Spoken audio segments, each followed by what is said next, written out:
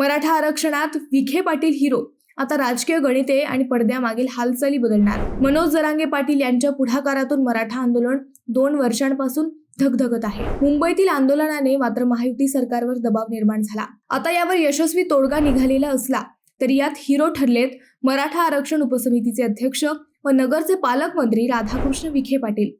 मुख्यमंत्री फडणवीस यांनी त्यांच्यावर विश्वास टाकला आणि विखे यांनी तो सार्थक लावला.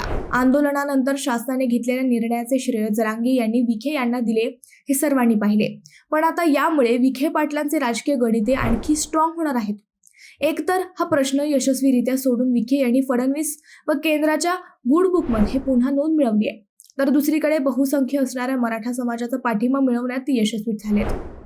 त्यामुळे आगामी राजकीय वाटचालीत विखे पाटील यांचे राजकीय वजन आणखी वाढणार हे निश्चित आहे.